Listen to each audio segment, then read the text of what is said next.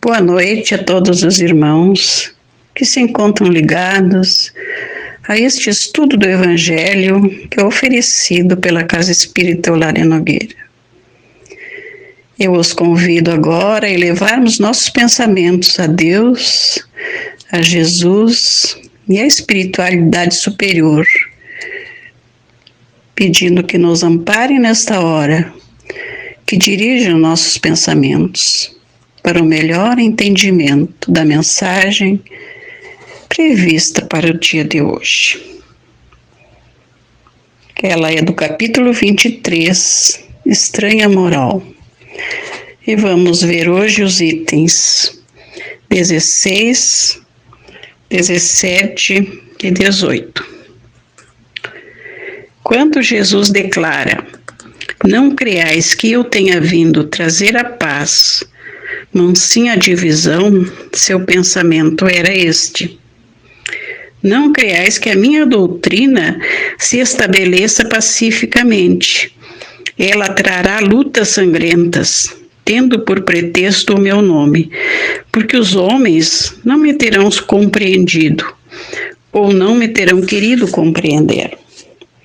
Os irmãos, separados pelas suas respectivas crenças, desembainharão a espada um contra o outro, e a divisão reinará no seio de uma mesma família, cujos membros não partilhem da mesma crença. Vim lançar fogo à terra, para expungi-la dos erros e dos preconceitos, do mesmo modo que se põe fogo a um campo para destruir nele as ervas más. E tenho pressa de que o fogo se acenda, para que a depuração seja mais rápida, visto que do conflito sairá triunfante a verdade. À guerra sucederá a paz. Ao ódio dos partidos, a fraternidade universal. Às trevas do fanatismo, a luz da fé esclarecida. Então, quando o campo estiver preparado, eu vos enviarei o Consolador, o Espírito de verdade, que virá restabelecer todas as coisas, isto é, que dando a conhecer o sentido verdadeiro das minhas palavras, que os homens mais esclarecidos poderão enfim compreender, porá termo à luta fratricida que desune os filhos do mesmo Deus. Cansados, afinal, de um combate sem resultado, que consigo traz unicamente a desolação e a perturbação até o seio das famílias, reconhecerão os homens onde estão seus verdadeiros interesses com relação a este mundo e ao outro.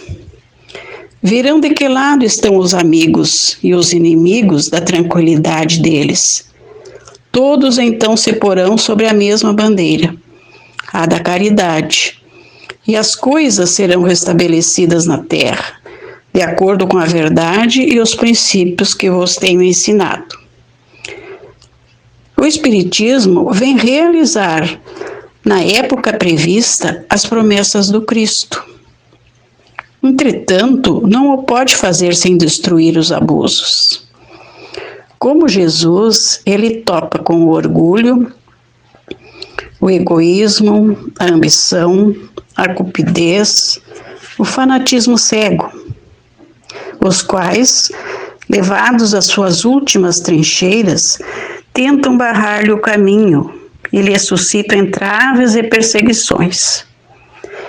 Também ele, portanto, tem de combater, mas o tempo das lutas e das perseguições sanguinolentas passou. São todas de ordem moral as que terá de sofrer, e próximo lhes está o termo. As primeiras duraram séculos. Estas durarão apenas alguns anos, porque a luz, em vez de partir de um único foco, irrompe de todos os pontos do globo e abrirá mais de pronto os olhos aos cegos. Essas palavras de Jesus devem, pois, entender-se com referência às cóleras que a sua doutrina provocaria, aos conflitos momentâneos a que ia dar causa, às lutas que teria de sustentar antes de se firmar. Como aconteceu aos hebreus antes de entrarem na terra prometida. E não como decorrentes de um desígnio premeditado de sua parte de semear a desordem e a confusão. O mal viria dos homens e não dele, que era como o médico que se apresenta para curar, mas cujos remédios provocam uma crise salutar, atacando os maus humores do doente. Prezados irmãos, este trecho do Evangelho de hoje nos solicita uma séria reflexão a fim de entendermos o verdadeiro sentido das palavras de Jesus. Qual seria o seu pensamento ao dizer: não creais que eu tenha vindo trazer a paz, não sim a divisão? Teria ele, com essas palavras, recomendado as guerras e as lutas? É evidente que não, pois Jesus sempre pregou a paz, o amor, o perdão. O que podemos deduzir dessas palavras é que elas foram mal interpretadas na época, aliás, como tantas outras, o que deu origem a lutas fratricidas em nome da religião. O que ele certamente queria dizer era que quando há diversidade de ideias, pensamentos contraditórios, aí se encontra divisão. Mas é uma luta no mundo das ideias, não um enfrentamento pessoal. E ela pode se dar até mesmo com as pessoas de uma mesma família. E uma doutrina como a do Cristo, que visava substituir a antiga prescrição do olho por olho, do dente por dente, por uma doutrina de amor, de perdão, onde se perdoaria, onde se deve perdoar até mesmo os inimigos, não poderia se instalar pacificamente.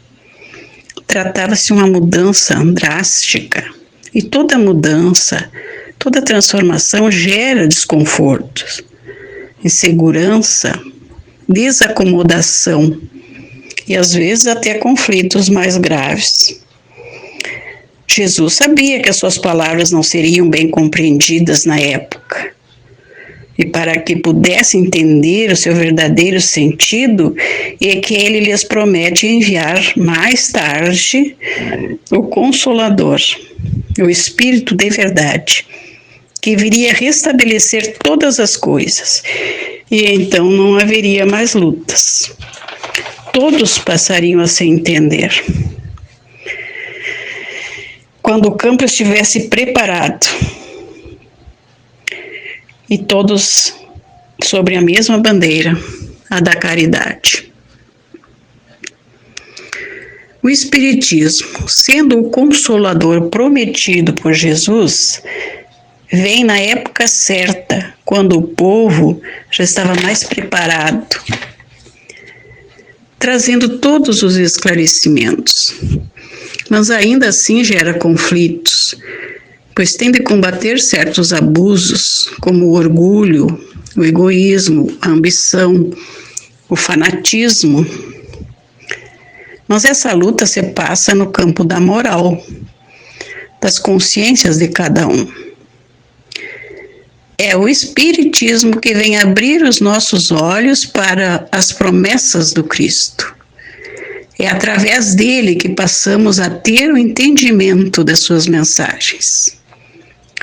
Dessa forma, podemos concluir que Jesus não veio semear a discórdia, nem a divisão, mas nos fazer entender que toda mudança de um sistema provoca a destruição de algo velho para que a nova ordem possa florescer. É nesse sentido que devemos entender suas palavras. Entre as leis divinas, encontra-se a lei de destruição. E no Livro dos Espíritos, na questão 728, Kardec pergunta se a destruição é uma lei da natureza. E obtém a seguinte explicação dada pelos Espíritos. É preciso que tudo se destrua para renascer e se regenerar. Porque o que chamais destruição não é senão uma transformação que tem por objetivo a renovação e o melhoramento dos seres vivos. Pensemos nisso, meus irmãos. E agora, após estes momentos de reflexão, já um pouco mais esclarecidos sobre o que seja a estranha moral de que nos fala o Evangelho, vamos para a prece final, rogando aos Espíritos de luz que assistam a todas as famílias ligadas a este Evangelho, que elas possam receber neste momento fluidos de muita paz, de saúde, de muito entendimento e de fé. Pedimos também a proteção espiritual a todos os enfermos, e em especial aqueles que temos no nosso pensamento. E este pedido é extensivo aos seus cuidadores, aos médicos, enfermeiros, pessoas de suas famílias. Que Jesus, o médico divino, os assista, lhes proporcionando a cura se for de seu merecimento. Queremos pedir ainda pelo nosso Brasil, a pátria do Evangelho, para que haja sempre o entendimento entre seus habitantes e que ele seja protegido e amparado pela espiritualidade maior. Pedimos agora aos médicos do espaço, encarregados de cuidar de nossas águas, que as tratem, colocando nelas o medicamento adequado a cada um de nós, para que ao tomá-las tenhamos a saúde preservada, tanto a saúde do corpo físico como a do espírito. E assim nos despedimos, irmãos, agradecendo a assistência espiritual que tivemos e desejando uma boa noite a todos. E que assim seja.